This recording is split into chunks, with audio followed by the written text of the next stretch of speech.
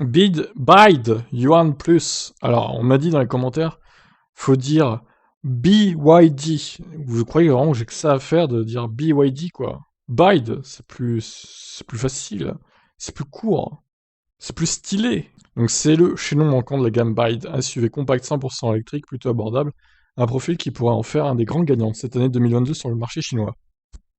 Il se nomme Yuan Plus, le nouveau SUV compact de Bide n'a rien à voir avec le Yuan tout court. Il s'agit en effet du second modèle à être basé sur la plateforme e-platform 3.0 du constructeur chinois, sa première plateforme 100% électrique. En outre, le Yuan, en tant que copie du Ford EcoSport, était un SUV urbain, alors qu'avec ses 4,46 m, le Yuan Plus est un SUV compact.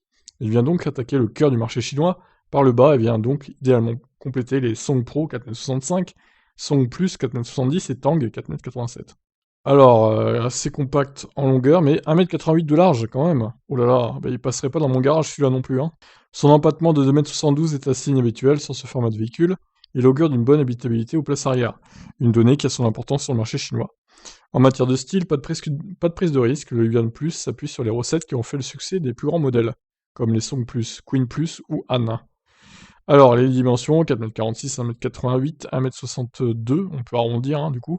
Empattement, 2,72 m. Quelques photos également. Bon, évidemment, Bide, c'est pas encore très bien implanté en Europe, on va dire. Alors, l'arrière, ça me fait penser au EQA, perso. Ah ouais, ouais, ouais, ouais, c'est clairement ça, hein. Il y a un gros R quand même, hein. Il y a une grosse inspiration, hein. Ouais, ouais, ouais, c'est chinois, je vous jure. L'intérieur est un peu plus original avec ses surfaces texturées en vague, ses aérateurs ou commandes d'ouverture de portes en cylindre ou encore le traitement des panneaux de porte. Pour l'ergonomie, on retrouve le standard BYD, à savoir un petit écran face au conducteur pour les données de conduite essentielles et un grand écran rotatif. Au centre, 15,6 pouces. Ouais, bon, ça a l'air de... C'est plutôt potable, hein. Ça a pas l'air dégueulasse, hein.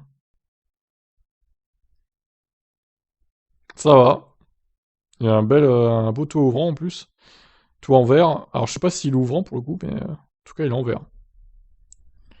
Alors du coup, en termes de moteur, 204 chevaux, 310 Nm, les batteries adoptent bien sûr le format Blade Share Abide avec une chimie LFP. Deux versions sont proposées, 49,9 ou 60,5 kWh avec des autonomies de 430 ou 510 km en cycle chinois, ce qui équivaudrait à 350 et 400 km de LTP. Ouais, ouais, je crois qu'on peut dire ça comme ça, effectivement. Quant au prix de ce Yuan Plus, il s'avère compétitif puisque même la version grande autonomie débute à seulement 19 700 euros. Ah oui. Ah oui, c'est vraiment pas cher, hein. Ah la vache. Aïe aïe aïe. Putain, alors évidemment, s'il arrivait en Europe, il serait beaucoup plus cher, mais il resterait très compétitif, je pense. Je pense pas qu'il doublerait le prix en arrivant en Europe, hein. À la limite, peut-être 10 000 de plus, max, avec les frais d'importation, etc.